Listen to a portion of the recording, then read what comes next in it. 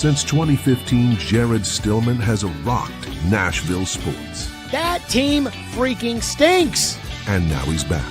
The takes are hotter than ever. I mean, let's be honest, he just can't coach. Welcome to Stillman and Company. Stillman and Company on the 440 Sports Network, presented by Hiller Plumbing, Heating, Cooling, and Electrical. We are part of the Believe YouTube podcast network, which, of course, you know, we love being a part of. Like and subscribe. Tell your friends. Again, tell them to like and subscribe. Braden Gall going to join the show in 35 minutes. I heard Braden Gall say something on a football show on Monday that really piqued my interest, because as it is time for the draft and we get into draft season and we start to learn about the prospects and we start to have opinions about what the Titans should do, Braden's been following that all year with the college football and the players and the prospects. And he said this on a football show the other day that really made me think, okay, well, I kind of want to know how he ranks these players. Here's what Braden said the other day on a football show. I think they need to have a priority between Ruben Bain and David Bailey. I assume they have one based on the tape, and both of those players were outstanding in the playoff, and that is tape. But a couple of games of tape should not necessarily change your entire evaluation of a player, but it is the most important stuff. I think they have to know who they like better between David Bailey and Ruben Bain coming out of this week. I think they have to know which one they like better. I think Bailey fits their needs more. I think Bain might be have the higher floor. I don't love either of them at 4 in any other draft, unfortunately, but this is the draft we're in. Okay. And I'm like, all right, well, now I want to know, as far as Braden's concerned, how he actually sees these guys. So Braden has got his big board ready, and I was kind of surprised when I saw it. So he's going to join us in 30 minutes or so, and we'll go over his big board and what he thinks the Titans should do. And the one thing I said to Braden before, I told him to put his big board together, the one thing I said was, forget about the medicals, forget about the character concerns. We don't know anything about these guys' medicals. They are getting those tested at the combine right now. We don't know the character stuff. That's what the visits are for. That's what the combine stuff is for. But let's figure it out. Just rank the players, and then we'll let the medical people, like if we were an NFL team, we'll then let the medical people tell us what they think. So we'll get into that. I also am going to kind of lightning round through a lot of topics today, and then I'll try to leave some time before Braden comes on to get to some of your reaction in the chat, whatever that may be. Mike Borgonzi at the podium today is where we are going to start. Now, I watched the whole press conference, and my takeaways were the following. Number one, he says you have to envision Arvell Reese as an edge rusher if that's the direction you go in. And I told the story yesterday. Javon Kearse played all over at Florida. Some teams didn't know where they were going to play Javon Kearse. Floyd Reese, general manager of the Titans, knew he is going to be our right defensive end. And so we're going to draft him. We're going to put him at defensive end, and we're going to say, go get the pass rusher. He envisioned it. That's what you have to do with Arvell Reese. Mike Borgonzi said there's a good clump of wide receivers, and he mentioned the depth of receiver in this draft. He mentioned all 3 receivers when he talked about the clump, whether it was Mekhi Lemon, Jordan Tyson, or Carnell Tate, is all good players. He said the goal every year is to add weapons for Cam. Well, they didn't really add a lot of weapons last year for Cam, now did they? They added a left tackle, but the running backs were the same. The tight end was the same. They drafted a couple receivers on day 3, but for the most part, it was all the same. So I understand the goal every year is about to let's get weapons around Cam, but I have a hard time with that. He said this year's draft, good wide receivers, good edge rushers, and a good linebacker group. Says good value at the top of the draft as far as corners are concerned. Now, that concerns me a little bit because I don't value corners as much as I think the rest of the world does. They're going to get rid of L'Jarius Sneed, although he did say today that L'Jarius Sneed is still rehabbing, and I'm like, rehabbing what? But again, they're going to have to get corners. I don't value corner just like I don't value guard, but you have to have a guard and you have to have corners. And so I'm like, just go find the best guys in free agency that aren't going to cost a bunch of money, the Roger McCreary types, and go sign a couple of them, and then go spend the money on Trey Hendrickson, spend the draft pick on one of these guys, Bailey, Bain, Reese, add another pass rusher to give yourself some depth with Simmons, and just go after the quarterback, and I don't give a shit who your corners are. That's me. But when he says, hey, corner's pretty good at the top of the draft, that makes me a little nervous that they may use a higher pick on corner when, again, I don't value corner very much. He did mention something that I thought was pretty fascinating, and that was about Chimere DK. And he said that DK can play both outside and in the slot. He's really excited about DK, and he's really excited about what's next for DK. And that doesn't surprise me at all because he picked DK, and so that's what happens. I pick a guy, he does well the first year. I've said I think that he can be Justin McCarron's, who was a good number 2 receiver on a good football team. He was the vertical threat for the 2003 Titans that were a Super Bowl contender. Steve McNair won MVP. Derek Mason was wide receiver 1. Drew Bennett was also there, but McCarron's was number 2. He was a stretch the field guy. And I've said that's who I think Chim DK can be. Now, again, what happens is if I pick that guy and that guy has a decent year, now I'm going to tell everybody that that guy is going to be a superstar. Now, I'm not saying that's what he said, but he said that he can envision DK outside or in the slot, which means if they sign a guy like Wan'Dale Robinson in free agency, he is opening the door, Mike Borgonzi is, to say, hey, if I sign Wan'Dale Robinson, I'm going to move Chim DK outside. And then the other thing, he said it's important to get a veteran quarterback behind Cam, talking about that guy being essentially an extra coach. And that is what teams in the league like to do. If you've got a young quarterback, if you've got Drake May, you want Josh Dobbs behind him, not Joe Milton, because you want Josh Dobbs to help Drake May. If you've got Jaden Daniels, you want Marcus Mariota behind him.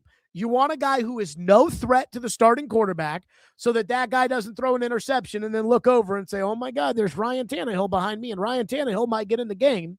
And then you also want a guy who's got experience so he can say, hey, this is what they're going to do to you. Hey, this is what they're going to – and you really would like it if it meshes with a guy who can actually play. So Andy Dalton, I think, is an example of this in Carolina. Andy Dalton can actually play. Andy Dalton is no threat to Bryce Young, and Andy Dalton has experience that can help Bryce Young along the way. So that is important to Mike Borgonzi, and that's not Will Levis. And we'll get to Levis and a little bit more in a second. So that's my first thing, just going over the things that Borgonzi said. Here's the question I would have if I was sitting down with Mike Borgonzi at the Combine. I wonder what Mike Borgonzi's veteran acquisition plan is going to be. Because this team has a boatload of holes. And he's got to win some games this year, or else the protection that he has from ownership, who seems obsessed with what Twitter thinks, and the fans, a small portion of which are on Twitter, will turn on him quickly. This is something that, again, I know it's we're building something. It's a rebuild. It's going to take time. Fans have to be patient. Draft, develop, retain. That sounds great. But you are working for the Titans, the ownership that I believe right now has the reputation in the NFL for being the least patient in terms of wanting results. Now, I understand their lack of patience when it comes to Rand Carthon, more on him later, and Brian Callahan. I think that John Robinson, their lack of patience was solely related to how Twitter felt about all of it. But I get this. But they got a bunch of holes. And in order to win games, you're going to have to fill them. And you've got 1 first-round pick and 1 second-round pick. You cannot look at your team and think, I'm going to go pick guys in the 5th round who are going to be Puka Nacua the second they step in the league. That is an extra benefit if that ends up happening. But that you cannot expect that. So I do wonder what the veteran acquisition plan is going to be. They are going to have to spend a bunch of money this offseason, not because of the cap, but for self-preservation. If they don't fill those holes with veteran players who can play right away, and they can start the season 4-2. If they don't do any of that, then he's going to get fired. And it's really amazing when it comes to Borgonzi, because I know a lot of people out there think that Mike Borgonzi's poops do not smell. And I have never used a toilet after him, so I couldn't tell you. But his first year is eerily similar to that of Rand Carthon's. Rand Carthon got a free pass in year one. They won 6 games. Vrabel was the coach. Vrabel got fired. They moved on from Henry. They moved on from Tannehill. Time for a new era. None of that was Rand's fault. Let's promote Rand. Let's let Rand pick a coach. We've got a young quarterback in Will Levis. We believe in him, even if nobody else does. And then they went 3-14. Borgonzi gets the job. He gets no blame. Blame the coach. Just like Vrabel got the blame. Blame the coach. He's got a young quarterback, hasn't proven anything, just like Levis, but we're going to pretend he's for sure a franchise quarterback. Well, now it's year 2. Now you got to win some games. And I don't know if Mike Borgonzi knows that, because I think what they say amongst themselves in Titanland and then what reality becomes are two different things. I think that they say in Titanland, hey, Mike, we're going to be patient with you. We want to build this team the right way. Draft, develop, retain. We want to build this thing the right way. We believe in Cam Ward, so we're going to use that pick on him, but we really want to be patient. We don't want to jump the gun here. We want to, and then they turn around and fire Callahan, because once the games happen, all of the emotional regulation goes out the window. Now, I think a lot of the emotional regulation in the offseason is all just buttered optimism. But I am aware enough to say, hey, if I was the owner and I really believed in Mike Borgonzi, and Mike Borgonzi said, hey, I think this is going to take some serious time and we're going to have to tank and we're not going to be great even this year. We're not even going to be very good. Well, then, okay, fine. I understand that going in. But I know this owner, and this owner's not going to be okay with a repeat of last year. This owner's going to want you to win some games. This fan base is going to want you to win some games. And if you don't, you're going to turn into this year's version of Brian Callahan very, very quickly. So I wonder what the veteran acquisition plan is. And I've told you guys 2 names that I've been circling. Trey Hendrickson, DJ Moore. I am going to pay Trey Hendrickson a shitload of money to come to the Tennessee Titans, because I need a sacker. I need another veteran leader to go with Simmons on the defense. And I want to play defense well enough to be able to keep the score low. So instead of asking Cam to make 6 big plays in a game, I can ask Cam to make 3 big plays in a game. I'm going to run the football, and I want to go get DJ Moore in a trade. And the trade, I want it to be swapping spots in the 5th or the 4th round, and we'll take on the $23 million for DJ Moore, and DJ Moore goes to wide receiver, and then we'll cut Calvin Ridley, and now we've basically swapped out DJ Moore for Calvin Ridley. That's what I would do. And then I draft the best player available with the 4th pick, but because I've added DJ Moore, I don't have to draft Carnell Tate, and because I've signed Trey Hendrickson, I don't have to draft David Bailey or Ruben Bain. So on our way we go. But I don't know what his plan is. Last year, their plan in free agency was to avoid it like the plague. Only depth pieces and 1 left tackle. So they got a depth piece in Draymond Jones. They got a depth piece in Kevin Zeitler. They got a depth piece in Sebastian Joseph Day. They got a depth piece in Van Jefferson, a depth piece in Tyler Lockett. Just a bunch of depth pieces, and then they paid a bunch of money to Dan Moore because they figured we've got a high draft choice we're using on a quarterback, so that takes care of that, and we'll use a 2nd rounder on an edge rusher, so that'll take care of that, but we have to get a left tackle, and this is the only left tackle that's out there. So then we'll spend the money on Dan Moore. This year, can't go 3-14 again. I've said you got to win 6 games. To prove your existence, to justify your existence. Got to win at least 6 games. Probably have to win more than that. So I do wonder when it comes to Mike Borgonzi, he gets asked all the same regular questions that everybody else gets asked about, what do you think of the depth of the draft class at receiver? And what do you think of the value of the board versus trading back? And what do you think of blah, blah, blah, blah, blah, blah, blah? And that's all great. I mean, all these general managers are going to get asked all the same questions, and your general manager is no different. I laughed. I chuckled when I saw Jim Wyatt send out a tweet today that was Mike Borgonzi said there are good corners in the draft and in free agency. And I chuckled because it reminded me of when John Robinson had a press conference at the draft or at the combine, and Floyd and I that year were at the combine. And so Floyd walks up to the podium and he listens to the questions J-Rob's being asked, and he just goes and sits down and he starts laughing. And I said to him, I go, what's so funny? He goes, they just asked him if there are any corners in this draft.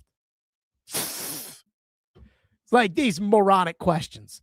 And so I know that every general manager is going to get asked those questions. Every general manager's been asked those questions since the beginning of time.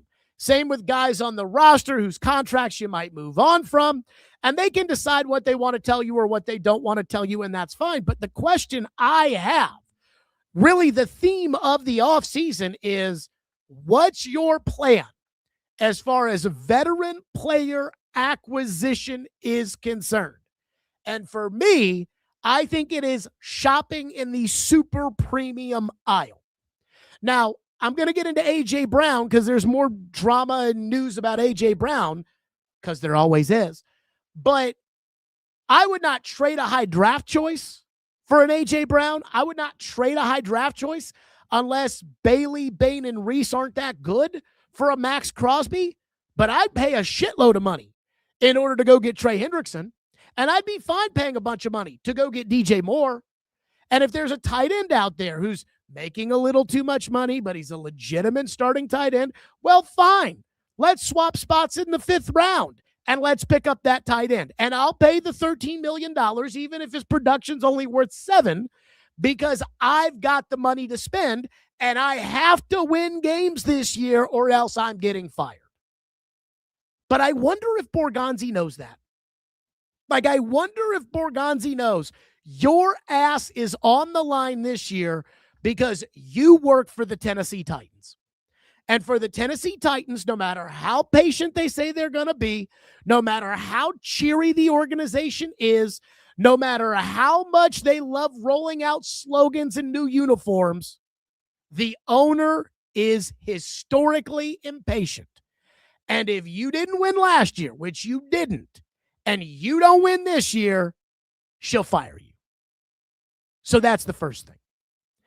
I do want to kind of go through a lightning round of a bunch of takes before Braden hops on. But first, let me tell you about Hiller Plumbing, Heating, Cooling, and Electrical, my guys, and the proud presenting sponsor of this program. If you have issues in your home, be it electrical, be it with your HVAC unit, be it with your plumbing, call Hiller. They've been in business since 1990. They are family-owned and operated with 100% satisfaction. If a happy you'll be or the service is free. And if a customer is not pleased with the work performed, Hiller will make it right.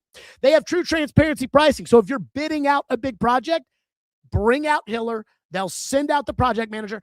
I have had project managers from Hiller that have come to my home that have said, we can do it, but you probably shouldn't.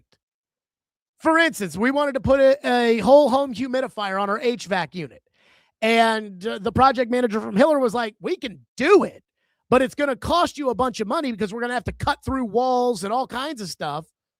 Or you can just go to Home Depot or wherever and buy whole room humidifiers for the 2 rooms that you and your son sleep in. I've had a project manager, when I've talked about adding an outlet somewhere, be like, yeah, I mean, we can do it, but it's going to cost you a bunch of money because you're going to be drilling through your chimney, and that's serious infrastructure work to the home. These guys are honest, and that's why I love them. Professional, experienced, trustworthy technicians, project managers. They come into your home and they take good care of it. And again, I know this because I use them at my home. That's Hiller Plumbing, Heating, Cooling, and Electrical. Proud supporters of the Preds, the Vols, and Vandy. That's Hiller. Call the Happy Face Truck today. Okay. Let's hit some of the highlights here before we get to some of your reaction. Number 1, Arvell Reese says that he will do both linebacker and edge drills at the combine. He will test at the combine. And I think that means one thing. When a guy says he's going to test at the combine, for the most part, it means he's going to test well. The old saying, fast guys run fast. Slow guys don't run. So he is going to go forward, and he is going to do edge drills, and he's going to do linebacker drills. And I think he'll test well. And so I would be shocked if Arvell Reese does not come out of this combine smelling like a rose. And I haven't watched enough of Arvell Reese to tell you that I can envision Javon Curse in him. I talked to somebody who coached against Arvell Reese who told me, oh, yeah, he's a no-brainer, but absolutely loves David Bailey too. But when it comes to Arvell Reese, does Mike Borgonzi, when he does these drills, look at him and say, that's a bona fide edge rusher right here? And I don't know the answer to that. The same way that I'm sure Floyd Reese wasn't telling anybody publicly that he envisioned a superstar right defensive end in Javon Curse. But if he tests well, that is a huge step in the right direction, because then that will tell us that Arvell Reese at least can be a dominant edge rusher in the NFL. And then the other question I have is, we talk about him as an on-ball linebacker, an edge rusher. But when it comes to off-ball linebacker play, how much does that matter to Robert Saleh as far as Arvell Reese is concerned? Because I do wonder, could Arvell Reese be Fred Warner for the Titans? And again, it's the 4th pick, but I think I would say a Fred Warner-type player with the 4th overall pick is totally worth it. Ruben Bain was meeting with the media today at the Combine. And Ruben Bain got up there, and apparently he said that his arm length has not been a discussion with teams during the draft process. Bullshit. We all watched the Super Bowl. We all watched Will Campbell and his short arms get his ass handed to him. And we all know that the Patriots are telling everybody, no, Will Campbell is our left tackle. No, it was a knee injury. Because they don't want to admit that they drafted a guard with the 4th overall pick. Arm length matters.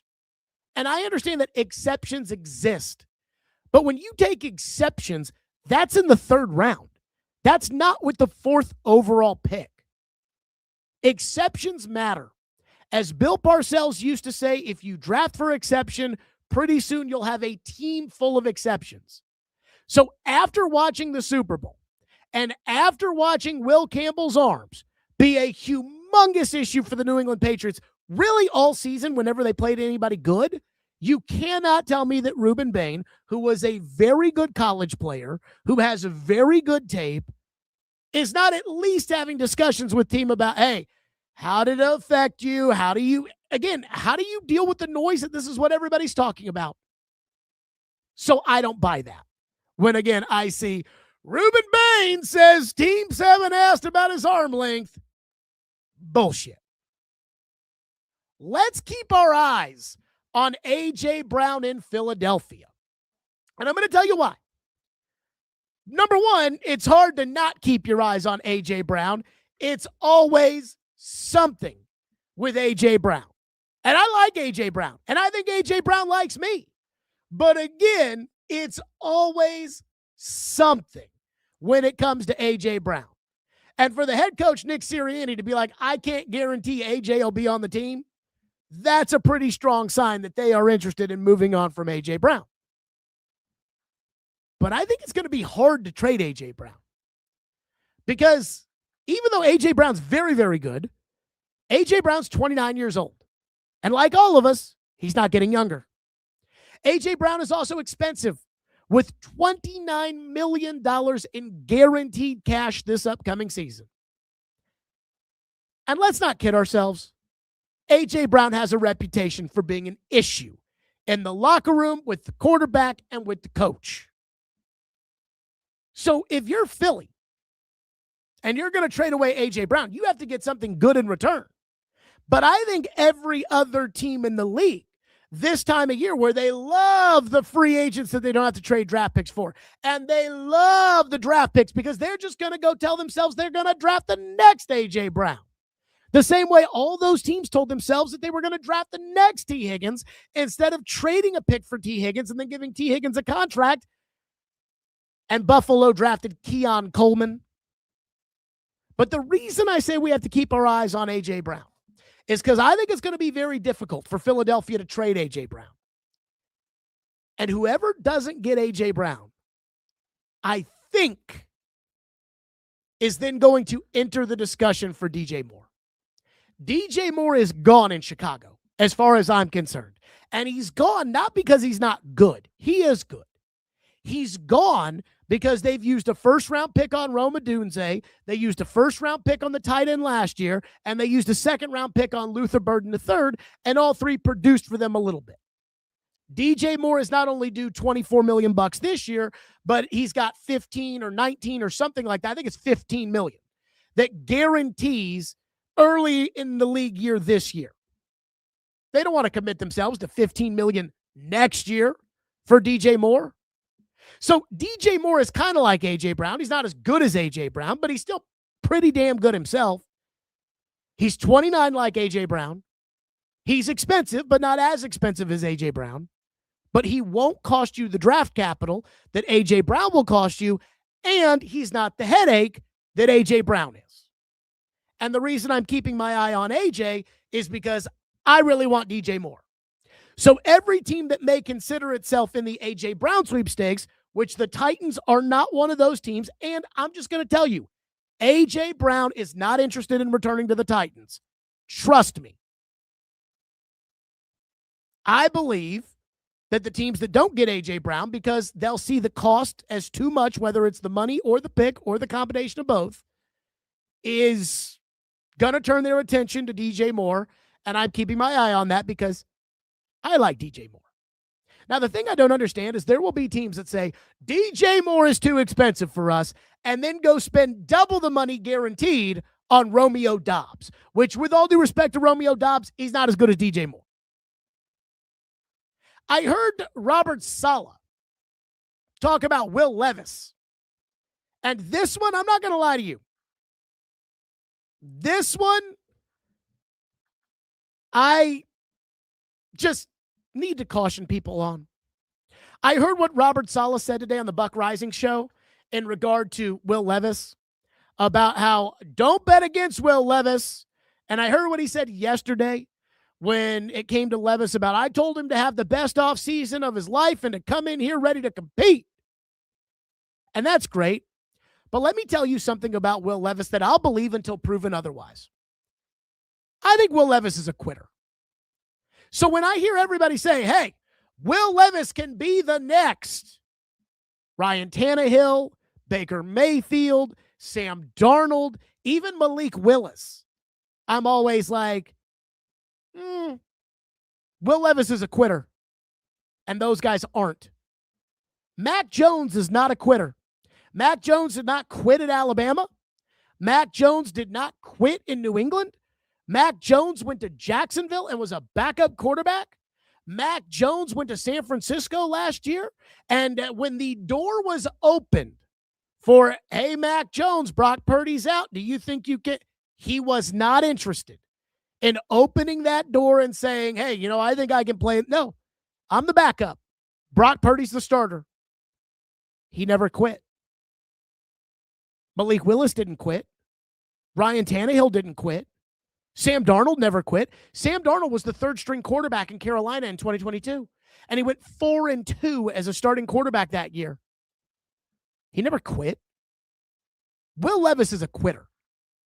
Will Levis quit last season and opted for surgery right on the eve of training camp because he was butthurt reportedly about the Titans drafting Cam Ward.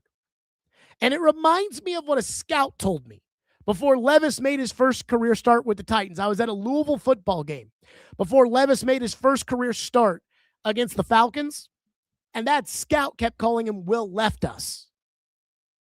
So I know we want to sit there and talk about, well, what about the value of backup quarterback? To which I'll say there is value in backup quarterback. Now, all your eggs are in Cam's basket, so I don't think that putting eggs in somebody else's is all that big of a deal. I don't think that there's a quarterback who's going to save you if Cam gets hurt. But I'm not banking on Levis, and I don't think they are either, because I think they think Levis is a quitter. And I think they really, truly believe that they were going to give Levis a chance to win the job last year, and then Levis on the eve of camp said, nah, I'm good, I'm hurt. So I'm sorry. The way I look at it, until proven otherwise, I think Will Levis is a quitter. And so if you want to pretend he's going to be Sam Darnold, or he's going to be Baker Mayfield, or he's going to be Mac Jones, or he's going to be Malik, those guys didn't quit. And that takes me to Malik. I do not buy the Malik Willis contract hype. Number one prospect, according to NFL.com.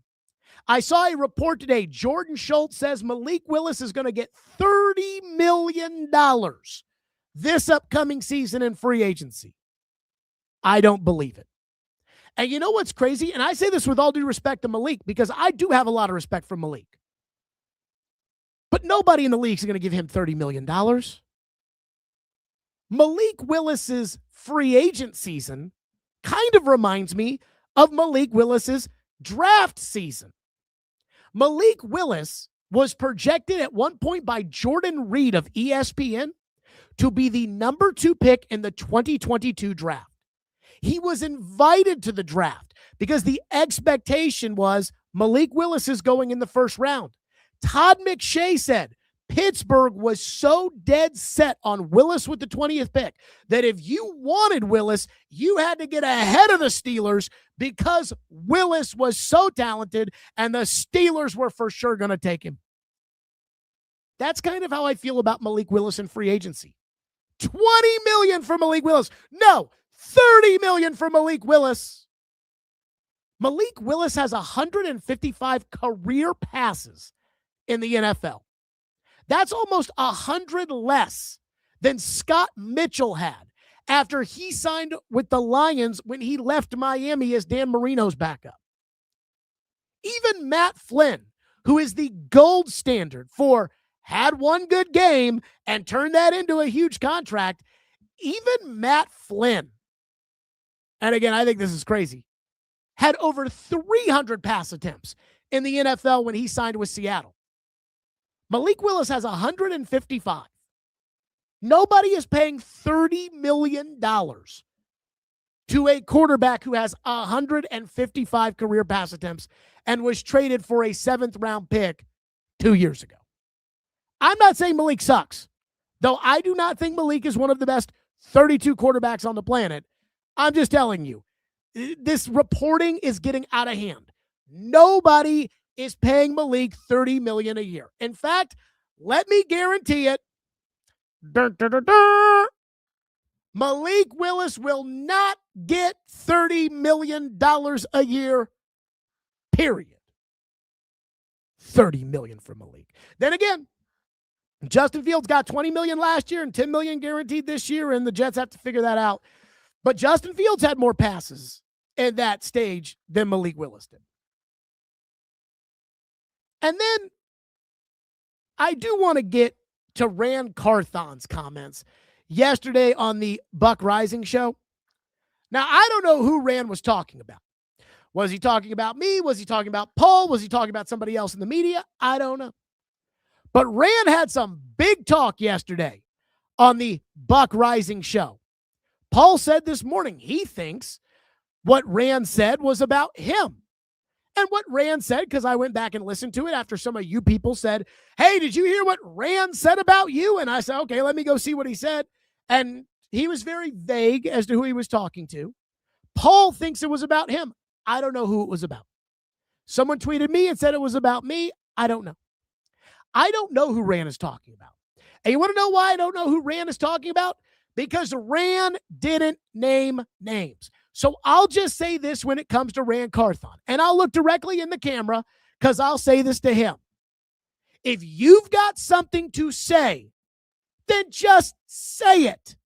Whether it's about Paul, whether it's about me, whether it's about Santa, whether it's about the Easter Bunny, Just say it. And if not, then just go do your thing on CBS podcasts and leave everybody else alone and stop acting like Johnny Tough Guy. I mean, I'm happy for Rand Carthon. He can live off of the fact that he somehow conned Amy Adams Strunk into giving him millions of dollars to either A, do nothing, or B, pick a guard with the 11th pick, a right tackle to play left tackle, a backup quarterback in the second round, a third down running back in the third with a torn ACL or with no ACL, and a big, fat, lazy nose tackle with the 38th pick that they cannot wait to get rid of. And that's before we get to the free agent spending, L'Jarius Sneed trade, and hiring a coach who didn't know the rules. Rand on the Buck Rising show played the "it hurt my family" card. Guess what? You chose that when you decided to work in the NFL and be an NFL general manager. But I bet at the same time, Rand Carthon's kids won't have to worry about how they're going to pay for college or ever have to get fed at a food pantry. Because being an NFL general manager pays pretty well. Life is a two-way street. And if you want to be a general manager, public scrutiny comes with that job. And Rand's right. It probably did suck. But that's what you signed up for. And he's still being paid handsomely for his failure. So I don't know who he was talking about. I don't know if it was me. I don't know if it was PK. I don't know who it could have. I don't know, and I don't care. So whatever that may be, I'm just going to say, when it comes to Rand, if you've got something to say about somebody, say it. If not, shut the fuck up. But I'm not going to feel bad about criticizing a horrendous general manager. And I felt like I was on an island criticizing Rand Carthon when everybody else was making excuses for him and giving him chef's hats. So give me a break. Again, I've got receipts. Receipts of what? People saying that you fell asleep on the plane? What are these receipts? Which is just too funny as far as I'm concerned. And finally, I saw the Robert Saleh press conference yesterday, which I talked about on the show, and the reaction. And I got to say, I did kind of call this one. And I do have to say, I do think it's kind of funny. So this is what I said yesterday, and this is what Robert Saleh said. Take a look. One thing I appreciate, he's in there every day. He's working out, but I don't think there's a day that he goes by without popping in, saying hello. I think he knows everybody in the building's name, which I think is impressive for a young quarterback, for a young man just in general. He's very personable. It is very important to him. That building is very, very, very important to him, and you can tell that he wants to lead it, and he's learning every single day what it takes to be a leader. And there's no doubt, I've said it before, a man who's built the way he is, who's wired the way he is, who works the way he does, it's very rare that those people don't find success. So we're excited to get to work with them. Okay. And again, I said, look, I know Cam's a leader and he works hard, and I know all of that. I know he wakes up at 4 a.m. I know. I'm more worried about, can Cam put the ball where the ball is supposed to be? And it's his job to coach Cam to put the ball where it's supposed to be. But what I got a kick out of was, I told you yesterday, I said people are going to run with that. They're going to make a big deal about it. And on cue, Jeremy Fowler, Robert Saleh with a strong endorsement of Cam Ward. Justin Mello, hell of a quote from Titans from Titans head coach Robert Saleh on Cam Ward. Ward, no doubt, a big reason Saleh coveted the Titans job. And Jim Wyatt wrote a whole story about it on Titan Stationery. Titans head coach Robert Saleh already loving quarterback Cam Ward's leadership traits. I know Cam works hard. I know Cam wants to be a good quarterback. The question I have is, can Cam be a good quarterback? That's the question. Okay, We will get to some of your reaction here on the program, but first, I was watching a football show the other day, Braden and PK, and Braden said that he would not want to pick David Bailey or Ruben Bain with the 4th overall pick in a traditional draft, but in this draft, this may be what it is. And I said, okay, Braden, I want you to come on the show. Give me your big board. Just rank them out for me. Forget about positions. I don't care about that. Forget about medicals. We're not doctors.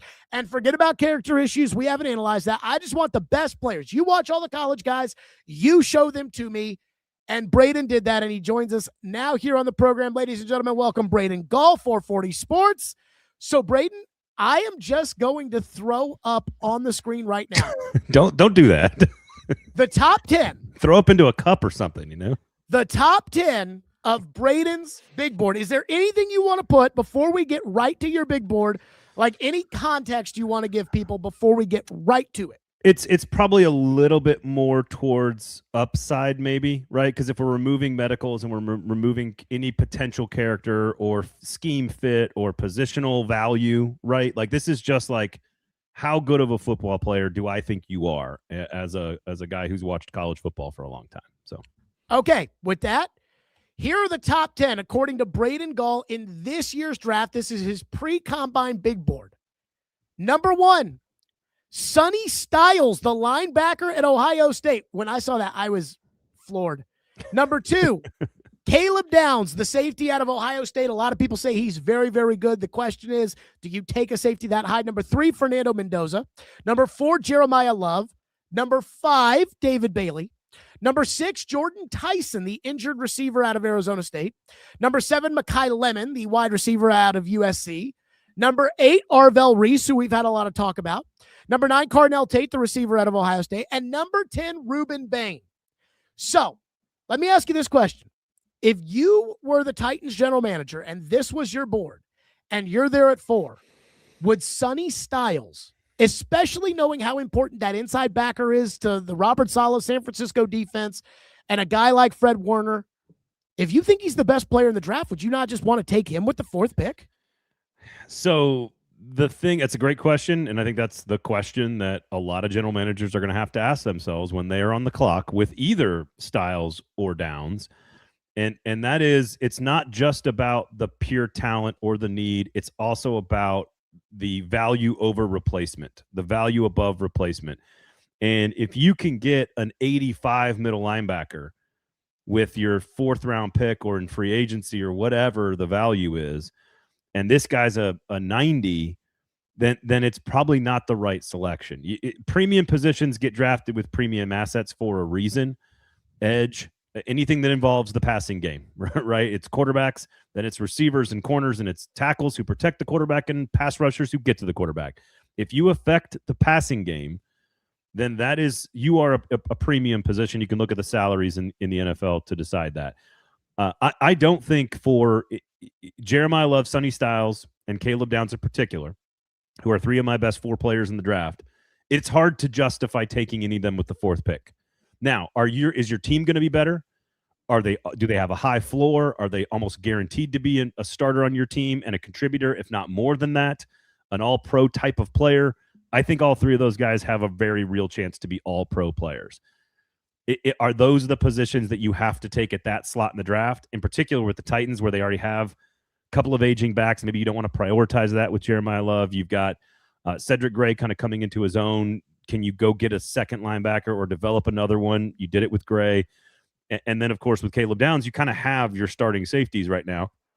You have 3 of them on under contract, all of whom could be starters right now. And Winston is a more in-the-box safety. Kevin Winston is, which is what Caleb Downs does very well. So he's more of a redundant player. So once you start analyzing it through the Titans lens and through the value proposition, it's really hard to justify taking one of those 3 guys at that slot. And I think, honestly, a lot of general managers are going to have to make that decision. And at some point, it's the right call. If you trade back to 12, 13, and Sonny Styles is on the board, you got to take him. You got to take him. But at 4, the other positions, you can get a linebacker of not equal value, but something close to valuable at a much, much, much lower price point. Okay, so then let's flash the big board up once again. You say Sonny Styles, Caleb Downs, Jeremiah Love may not be worth the value of the 4th pick. I totally get it. Again, it's like guard. If you draft a guard, he better be the greatest guard ever if you're going to use the 4th pick on him. So if you were the scouting director of the Titans and I was the general manager, we know Mendoza's going number 1 to the Raiders. Who would you want to be on the board at 4 to say, turn the card in, this guy is Cam Ward, Jeffrey Simmons, and this guy, who is that guy to you? Yeah, and I don't know if there is one in this draft. I think that's the problem with sort of, Bailey and Bain, they would not grade out anywhere close to, or Arvell Reese for that matter, anywhere close to Dylan Stewart next year out of South Carolina, Colin Simmons out of Texas next year off the edge, Myles Garrett's, like the guys we've seen. I don't think either of them would grade higher than Abdul Carter last year, who had a pretty good season pressuring the quarterback for the Giants. So I think it's the problem is you can't do that. Now, if you do and you look ahead to next year and you go, oh, Jeremiah Smith, wide receiver, Ohio State, Cam Coleman, wide receiver, Auburn or Texas, those are elite top 10 picks. Stewart and Simmons are the other ones. Those 4 are almost guaranteed top 10 picks next year. But we did this last year with quarterback, and look what happened. The entire class fell apart.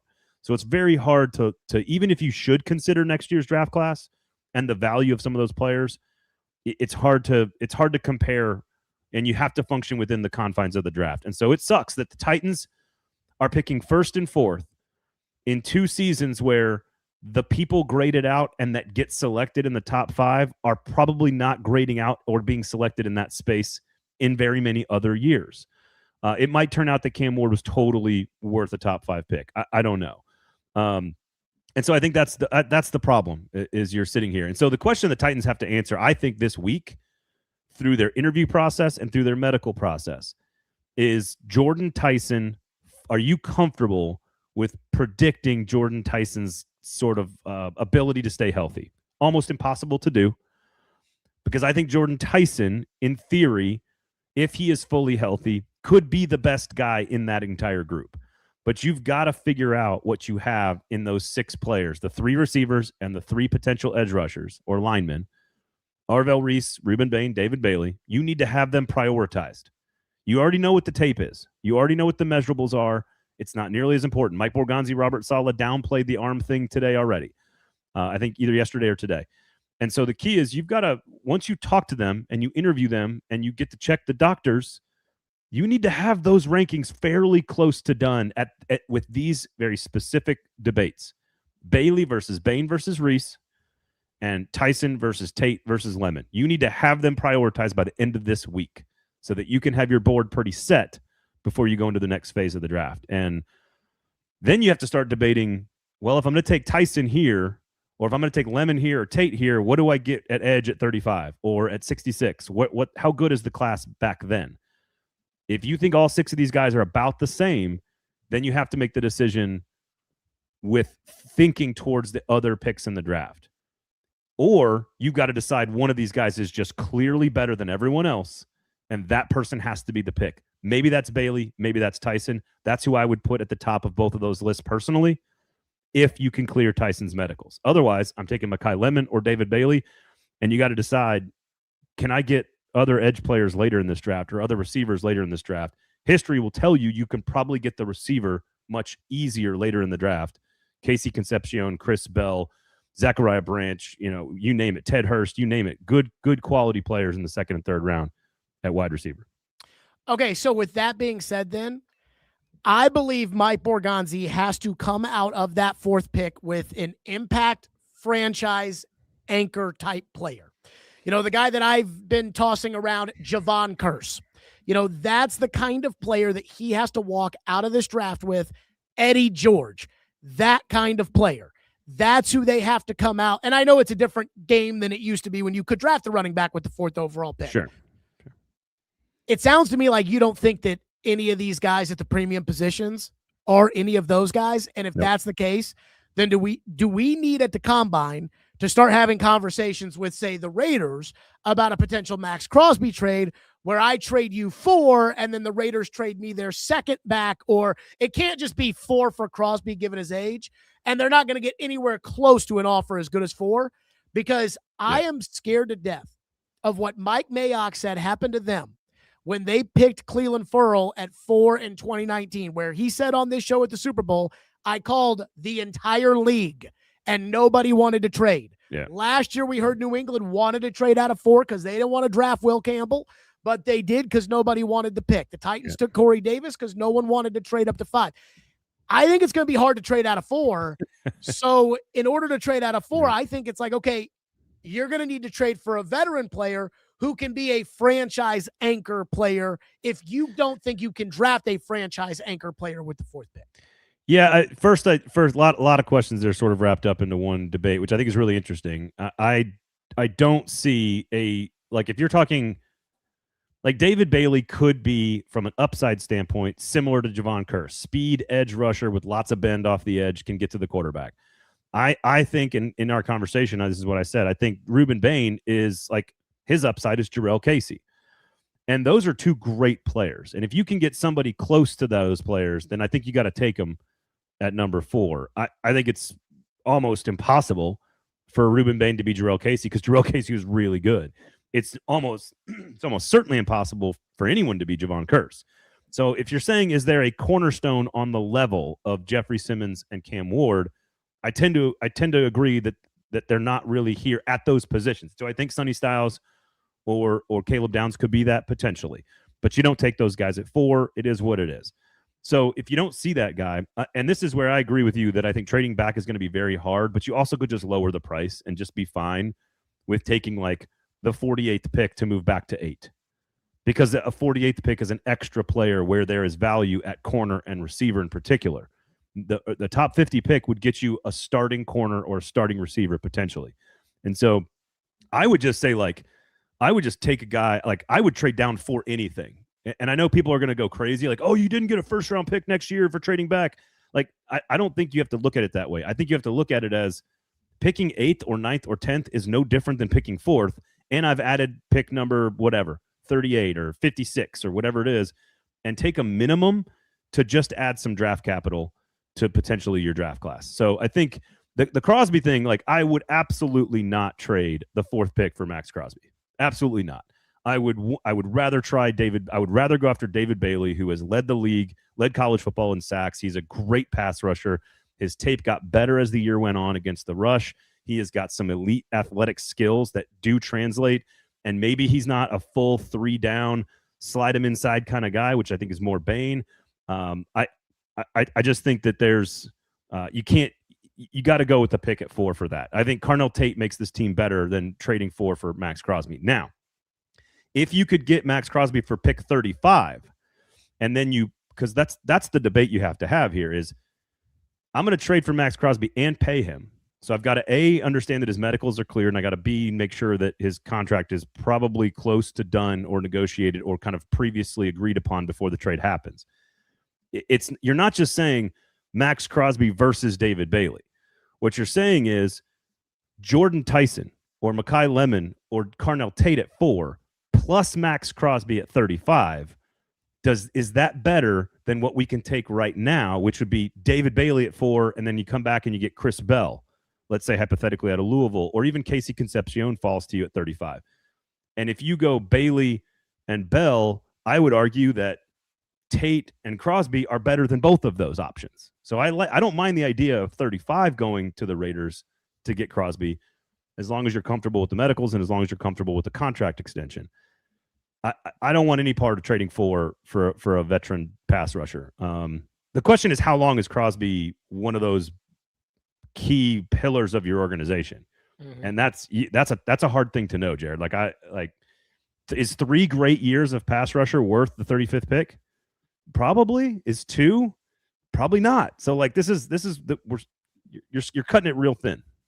Okay, if you and I were running the Titans, would we be having this discussion thinking that, hey, we're going to take the best player at 4? Again, to your point about, hey, I would go back to 8 and get whatever. I would go back to 10 and get whatever. I could see the teams at 8 and 10 saying, well, I mean, I'd rather just pick at 8 and then also keep my second round pick. So why would I? That I think is the problem that I run into with this. But the Titans have historically impatient ownership. I think right now, if you were to ask who is the most impatient owner in the NFL, it would be Amy Adams-Strunk. If we are Mike Borgonzi, do we look at this and say, because you brought up how many good years of Max Crosby justifies trading that pick, would we look at this and say, hey, if I take David Bailey, and I don't even think he's going to become a franchise-changing pass rusher, and he's not right away, I'm getting fired. Would you think of that if you were the Titans? I hope not. It's probably human nature. But then I think that question kind of answers itself, though, to some degree. Like, if you don't think this guy can play for you, now, unless you're taking like a Taylor Lewan type of tackle here, right? Unless you're drafting a tackle, Francis Moaga, or I think Monroe Freeling is going to he's a top 15 pick potentially. I think he's going to fly up boards after this week at the Combine. And fly up boards, that means we've caught up in the media on what the scouts actually think of him. Which he is high up on your board. To reveal the top 20, I mean, he is number 12 on your board. And then the tackle out of Georgia is one spot behind him at 13. Yeah. Monroe Freeling, I think, is really like Amarius Mims was a guy that got drafted kind of later in the first round during that big tackle draft where the Titans took Latham and Joe Alt was up there. I loved Moaga out of Oregon State, who got drafted. I think Freeling is as good as Francis Moaga. And I think that offensive line, I think, is higher up the Titans board than people realize. But I think 35 is where they should be, where you take him if he's the best available player. If your best options, the horizontal and the vertical, are off the board and there's no good receiver and there's no good corner and you've taken an edge at 4, then I think you really look seriously. If Caden Proctor falls to you at 35, or if Blake Miller at Clemson falls to you at 35, like I think that's where you have to look very seriously at an offensive tackle. But that's a luxury pick to some degree, to take a guy who sits on the bench. And what I was getting to is, like, if you don't think David Bailey is a guy who helps your team right now, I don't think you can justify taking him at 4.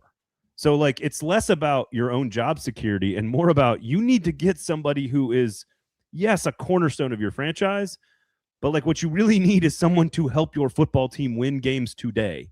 But like, again, you shouldn't be drafting number 4 project. Like, that's not what we should be drafting at number 4. I think Mekhi Lemon is right now today to step in and be their leading receiver right now. I think he has the highest floor of any of these guys. The guy with the highest ceiling is probably Arvell Reese out of Ohio State. If he's a legitimate pass rushing edge, that guy is a freakazoid who could be an elite pass rusher. So, like, it's such a complicated and interesting group of players. Almost all of them make the Titans better. Bailey, Bain, Reese, Tate, Tyson, and Lemon. All 6 of those guys. All of them would make the Titans better. So I don't think any of them are terrible picks. But you got to figure out what you want, and you got to figure out how quickly they can contribute. And I think there's different answers for different players with those 6 guys. You got to have them prioritized at the end of this week, in my opinion. Okay, so let's say that the draft goes the way a lot of people think it will. Mendoza goes at 1, and one of those 3 guys between Bain, Reese, and Bailey go at 2. I agree with that. And then the tackle out of Miami goes at 3. You are on the clock.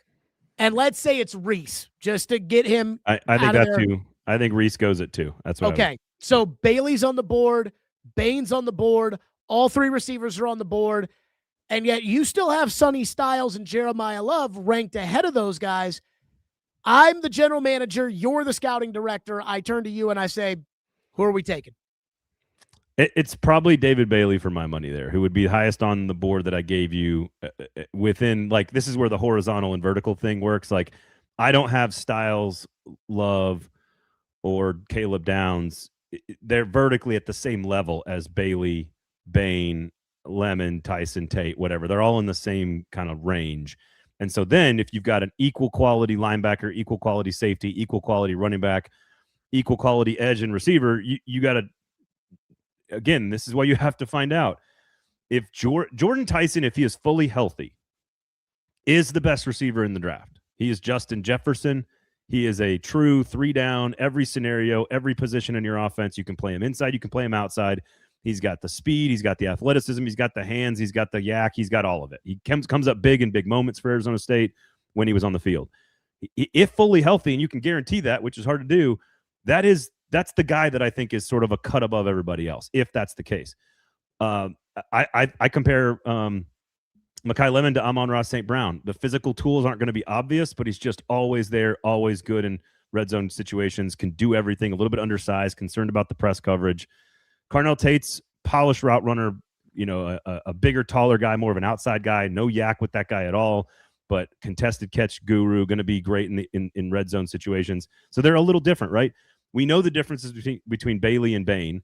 And so if you're comparing the two of them, like we heard Gus Bradley talk about this. He's like, look, we want an outside pass rusher on first and second down who slides inside and is a complement to Jeffrey Simmons and whatever else they've got in there. That's Ruben Bain.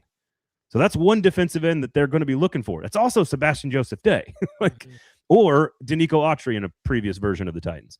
Like I think he's more Jarrell Casey. Again, Ruben Bain is. And so I think that's a guy that they need and he makes your team better. But is that more important than getting the Javon Curse guy who's going to be that wide 9 who you're going to stick way out there and you're going to say, go get him. Now in their commentary, Gus Bradley said he needs to be on the field for all 3 downs. That's the question with Bailey. And I don't think you can draft a guy at 4. If you don't think he can play all 3 downs, I don't think you can draft him there. So when I pull up your big board, the one thing that did stand out to me was Ruben Bain at 10. And you've brought up Jarrell Casey. And I say this with all due respect to Jarrell Casey because Jarrell Casey was a very, very good Titan. I don't think Jarrell Casey's good enough for the 4th overall pick. Now, this draft may be different than other drafts. Right. That's right. But what this team doesn't need a Jarrell Casey. They need a Javon Curse. Like those are the players you brought up. Hey, Jordan Tyson can be Justin Jefferson. They need a Justin Jefferson. Like that's the kind of player they need. Why do you have Bain so low? And what did you make of Robert Saleh kind of going to the mat on Ruben Bain's tape yesterday at the Combine? So low is relatively speaking, right? I think the difference in this draft between 11, 12, 13, which is the 2 tackles for me, Francis Moag out of Miami at 11 and Monroe Freeling out of Georgia, or 12 and 13, Jermod McCoy out of Tennessee at 11. He's the best corner in the draft.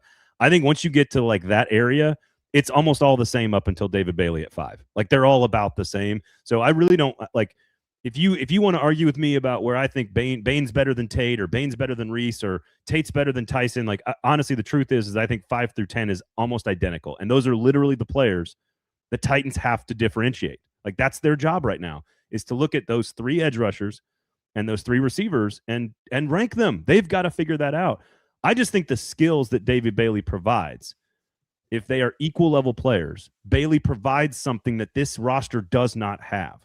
Bain provides really good football, but he provides something that you already have. And so while they both make you better, a diversification of skill sets is important. And I think that's something you got to think through. I think Bain is a very good football player. I think Bain is a leverage monster. He rarely gets beat when it comes to physicality and point of attack and just a beast at point of attack. So like he is a great football player who will be good in the NFL for a long time. It's just at what?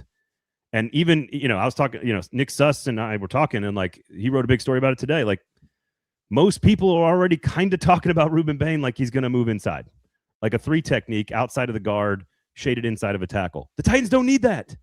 The Titans don't need that, unfortunately. And if that's the case, like why aren't you looking at Peter Woods then? Out of Clemson, who's like can play all 3 positions, all 5 positions on a defensive line. So I don't think he's any less good. I just don't think he is the edge player that people think he is. I think he's far more of a 3 tech or a slide in on passing downs kind of player.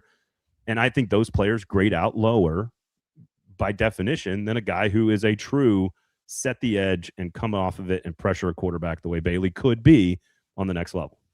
Okay, I do wonder this. It's draft night. I know where I'll be. I know where you'll be. Not going to release that info yet, but I do know where you'll be. I know where I'll be. And on draft night, the Tennessee Titans are on the clock with the 4th overall pick, and the pick is in. Breaking news. The Tennessee Titans select Jeremiah Love, the running back out of Notre Dame. And they view it, to your point, Braden, where they say, hey, all these other guys, they're good. They project to be solid players, but they don't project to be franchise anchors. And we think Jeremiah Love can be that running back, and we can pair him with Cam. And I guarantee you, the second that they do this, you know what Titans Twitter is going to say, right? Well, they hated Chris Johnson, Titans Twitter. So did I, by the way, when it happened. I was a senior in high school, and I booed it when we were playing in Bell Buckle at the web school. But do you know what Titan fans are going to say the second that they take Jeremiah Love? No, go for it. Steve McNair and Eddie George. Yeah. That's what they're going to say. Well, but to be fair, which is kind of weird, like to agree with Titans Twitter for a second, that is to take Jeremiah Love there. You have to believe that he's a feature back worth over 300 touches this season. Like you got to think that. And if you look at his numbers compared to the best running backs coming out of college the last few years on a per carry, per touch sort of basis, his explosiveness, if you watch the tape on how he runs routes, he is a very polished receiver in the like of Christian McCaffrey. And so I don't have a problem with that strategy. If you evaluate him and see him as the next 6 to 8 years, 2 contracts, you're going to get one of the best 5 running backs on earth. And if you think he's one of the top 5 or 6 running backs on earth, and you're going to get him for more than 5 seasons, I think it's worth taking him there because he helps Cam Ward immediately. And we had a really good discussion about this, me and PK on Monday's football show. We're going to have another one this afternoon, by the way, live from the Combine with Nick and PK. Come check us out. What is Robert Saleh was big on? We want to build a team that forces, like, we don't want Cam Ward to have to be Superman for 60 snaps a game. What does that mean when you are debating offense versus defense? And honestly, I can make the case for both. A great Titans defense is going to make Cam Ward's job easier because it puts less pressure on him to be great in those great moments. You know what else makes Cam Ward's job easier? A superstar tailback or receiver. Yeah. So, like, they both do help Cam Ward in different ways. I think the question is, what does Robert Saleh mean when he talks about going out and helping his quarterback not be Superman? Is that blocking? Is that receiving? Is that defense? I think Robert Saleh has a history of taking like 82s in Madden on defense and turning them into 88s and 90s. And if that's what you believe he can do and partly why you hired him, that would sort of steer me towards offense, to take specific talent to draft and make an offense more dynamic around your second-year quarterback. So it's a look. I think Jarrell Casey is worth the number 4 pick in this draft. I think this draft he would be. I think it's a great value at number 4, but he's not a number 4 overall pick relative to great drafts, and that's a question you got to ask yourself. So that leads you right back to if you can get an elite running back, an elite player, that it makes sense. I understand it. And in this draft, you can get receivers and corners later. You can get corners later in this draft. You can get receivers later in this draft. There's actually a couple of edges I really like at 35. I don't want to go past 35 for edge, but you could survive without an elite edge player if there's none in this draft, and you come back and you get an elite pass rusher next year in the top 10. Like, you could do that. Braden Gall, 440 Sports. More importantly, what time is the show? I'm going to hop out of here ASAP because PK is rolling right now, and I don't want to, go right from us to PK, and then I guess right after PK, it's going to be he's joining PK me. And us. Yeah. We're going to be at 5:00 Eastern time, 4:00 Central time. We'll be here, and we'll be talking about all the things that the Titans brass set up there. What have those boys learned late at night, walking around the downtown streets of Indianapolis, talking to folks? What have they learned? And then, of course, talking to a bunch of prospects today. We'll see what they have to say. So live report from the Combine coming up on the 440 Sports YouTube page. Check us out. Okay. I do want you to do me a favor. Sure. I want you to tell PK that we are wrapping up the show right now. And I want people, if you are watching this show live on YouTube, I want you to go watch the rest of his show. He's on Paul Kaharski. Search it. And I want you to go like and subscribe that one and subscribe to PK.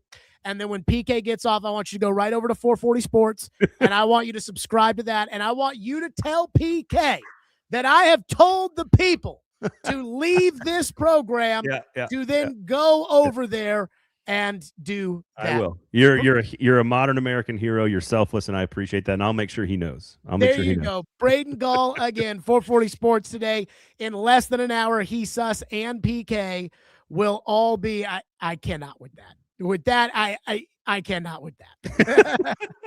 Braden Gall, 440 Sports. Again, go to PK's show right now. Like and subscribe this one, and then check them out at the top of the hour. That's it for us. Like and subscribe. Tell your friends. Stillman and Company. Thanks to Hiller Plumbing, Heating, Cooling, and Electrical. And we will be live tomorrow on this program, as we always are, at 2 o'clock.